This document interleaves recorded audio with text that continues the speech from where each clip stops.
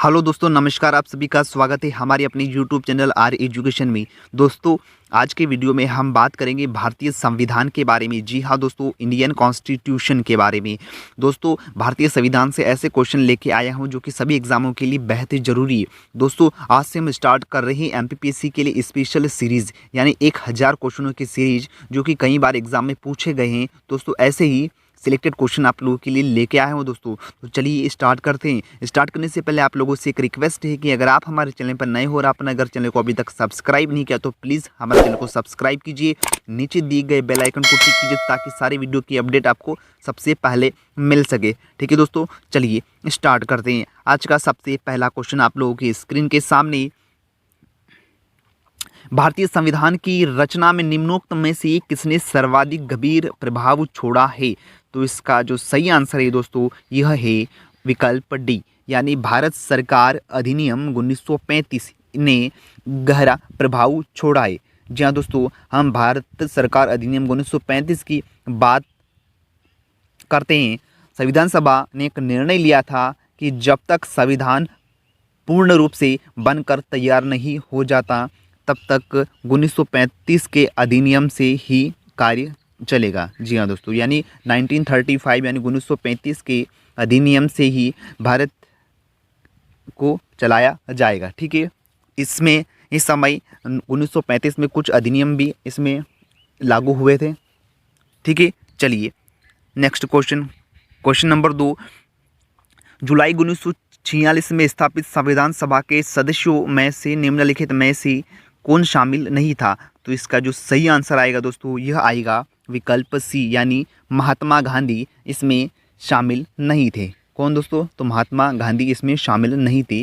जब जुलाई 1946 में स्थापित संविधान सभा के सदस्यों में निम्नलिखित में से कौन शामिल नहीं थे? तो वह गांधी जी शामिल नहीं थे। ठीक है, चलिए क्वेश्चन नंबर 3, भारत की संविधान सभा गठित करने का आधार क्या था?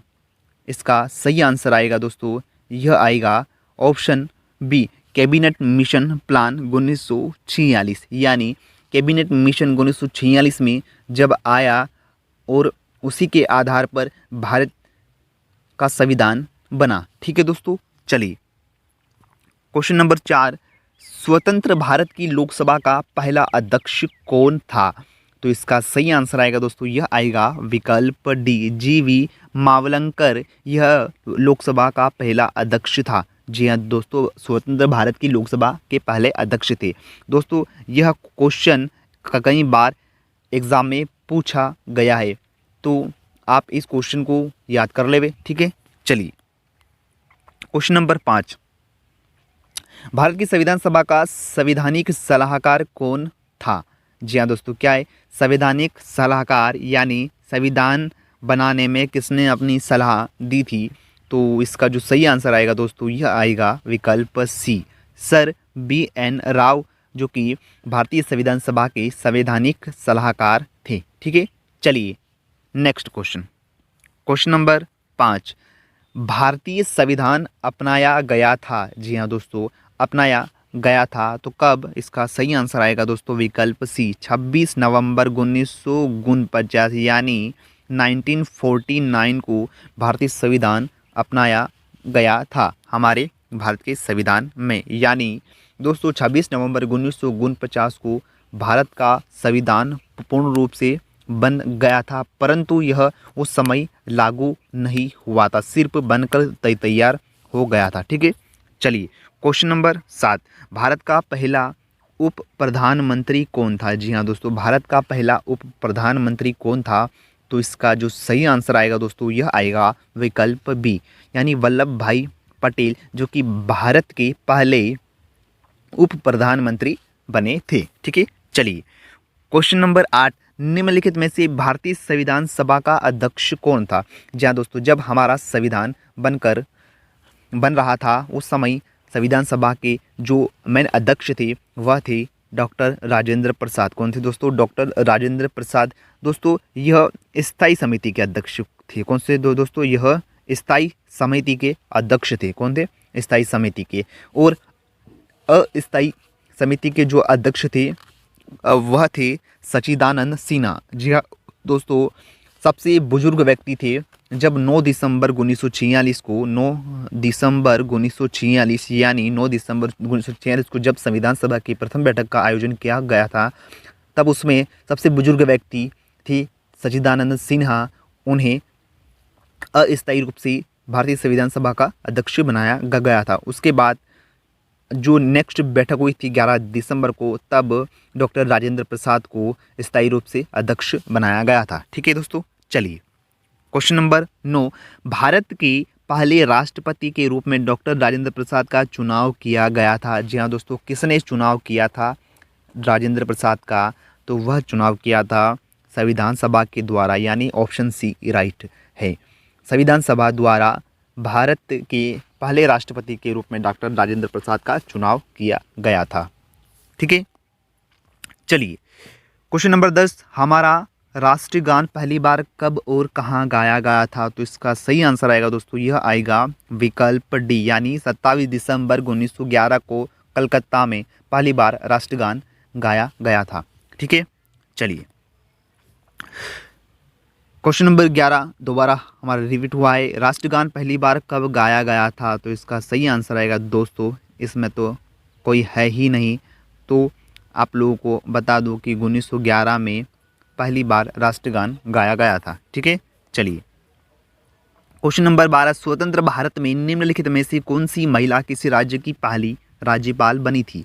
तो इसका सही आंसर आएगा दोस्तों, यह आएगा विकल्प ए, श्रीमती सरोजनी नायडू, जो कि स्वतंत्र भारत की पहली महिला राज्यपाल बनी थी। ठीक है, चलिए क्वेश्चन नंबर 13, भारतीय संविधान लागू हुआ था? जी हाँ दोस्तों, इंडियन कॉन्स्टिट्यूशन यानी भारतीय संविधान दोस्तों 26 नवंबर को तो यह बनकर 26 नवंबर 1949 को यह बनकर पूर्ण रूप से तैयार हो गया था, परंतु यह लागू हुआ था दोस्तों 26 जनवरी 1950 को, यानी 26 जनवरी 1950 को जिस दिन भारत का संविधान लागू हुआ था दोस्तों, उसी समय से हम प्रतिवर्ष 26 जनवरी को गणतंत्र दिवस के रूप में हम मनाते हैं। ठीक है, चलिए next question, question number 14, Bharat में दल रहित लोकतंत्र का प्रस्ताव किसने रखा था? जी हाँ दोस्तों, क्या है भारत में दल रहित लोकतंत्र का प्रस्ताव किसने रखा था? तो इसका सही आंसर आएगा दोस्तों, यह आएगा ऑप्शन ए, जयप्रकाश नारायण ने दल रहित लोकतंत्र का प्रस्ताव रखा था। ठीक है, चलिए question number 15, doctor Bhimrao Ambedkar ने संविधान का हृदय और आत्मा किसे कहा था? जी हाँ दोस्तों, इसका सही आंसर आएगा, यह आएगा विकल्प सी, संविधान उपचार का अधिकार, संवैधानिक उपचारों का अधिकार को डॉक्टर भीमराव अंबेडकर ने संविधान का हृदय और आत्मा कहा था। ठीक है, चलिए क्वेश्चन नंबर 16, भारत की संविधान सभा ने किस वर्ष में कामकाज प्रारंभ किया था? जी हाँ दोस्तों, कब से संविधान बनना चालू हो गया था? दोस्तों संविधान बनना तो बहुत पहले ही चालू हो गया था, परंतु इसे पूर्ण रूप से प्रारंभ कब किया गया था? इसे किया गया था 1946 में, यानी जैसे ही कैबिनेट मिशन भारत की ओर आते सर लॉरेंस क्रिप्स और अलेक्जेंडर फ्लेमिंग, ये 2-3 व्यक्ति जब भारत आते हैं और यह पूर्ण रूप से संविधान बनाने का प्रस्ताव पास करते हैं, तब से यानी 1946 से जब से कैबिनेट मिशन भारत संविधान बनाने के उद्देश्य से ही आता है और तभी से यानी 1946 से ही संविधान का कामकाज प्रारंभ हो गया था। ठीक है, चलिए 17, क्वेश्चन नंबर 17, संसद के केंद्रीय कक्ष में संविधान सभा की पहली बैठक कब हुई थी? जी हाँ दोस्तों, तो पहली बैठक हुई थी 9 दिसंबर 1946 को दोस्तों, ऑप्शन डी राइट है, 9 दिसंबर 1946 को पहली बैठक हुई थी और पहली बैठक में अस्थायी रूप से अध्यक्ष बनाए गए थे सबसे बुजुर्ग व्यक्ति डॉक्टर सच्चिदानंद सिन्हा को अस्थायी रूप से संविधान सभा का अध्यक्ष बनाया गया था। उसके बाद 11 दिसंबर 1946 को स्थायी रूप से डॉक्टर राजेंद्र प्रसाद को अध्यक्ष बनाया गया था। ठीक है दोस्तों, यह बैठक काउंसिल चैम्बर भवन में हुई थी। ठीक है, चलिए क्वेश्चन नंबर 18, भारतीय संविधान की प्रारूपण समिति के अध्यक्ष कौन थे? जी हाँ दोस्तों, प्रारूप समिति के अध्यक्ष की बात करते हैं तो वह थे डॉक्टर भीमराव अंबेडकर, जो कि भारतीय संविधान की प्रारूप समिति के अध्यक्ष थे। ठीक है, चलिए क्वेश्चन नंबर 19, एकात्मक सरकार में समस्त ताकत किसके हाथ में होती है?